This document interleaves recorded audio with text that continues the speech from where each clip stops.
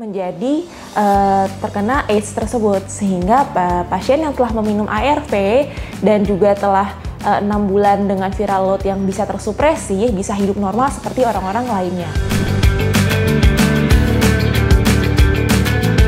Oke, jadi HIV itu merupakan Human Immunodeficiency Virus, di mana ini merupakan virusnya yang menyebabkan kekebalan tubuh seseorang menjadi sangat menurun dan sehingga rentan untuk terkena penyakit. Sedangkan AIDS adalah merupakan Acquired Immunodeficiency Syndrome, di mana ini merupakan kumpulan dari gejala-gejala akibat dari perkembangan virus HIV ini yang merupakan stadium akhir dari infeksi virus HIV. Oke, jadi seseorang yang terpapar virus HIV awalnya didapatkan dari 4 jalur. Yang pertama itu melalui hubungan seksual.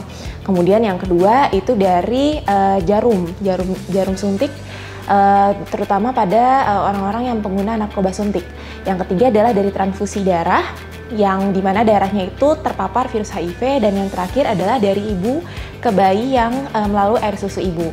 Nah, dari keempat jalur tersebut nantinya pada seseorang yang terpapar virus HIV nantinya akan mengalami waktu yang disebut dengan masa jendela, di mana pada waktu 2 sampai dengan 10 minggu atau kira-kira 2 mingguan sampai dengan 3 bulan virus HIV tersebut berada di dalam darah seseorang sehingga akhirnya bisa terdeteksi di dalam darah.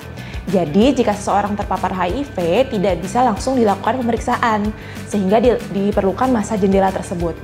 Nah, setelah adanya masa jendela tersebut nantinya virus HIV ini akan berkembang dan masanya panjang, relatif lama, 5 sampai dengan 10 tahun sampai akhirnya menimbulkan gejala.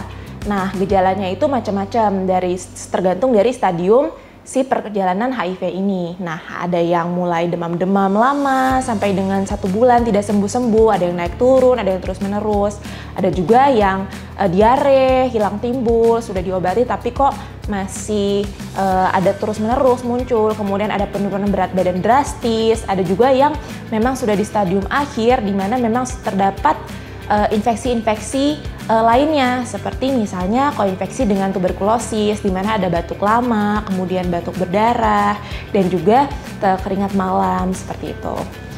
Nah, nantinya jika memang tidak diobati, nah stadium-stadium tersebut akan terus berlanjut sampai nantinya bisa terjadi AIDS.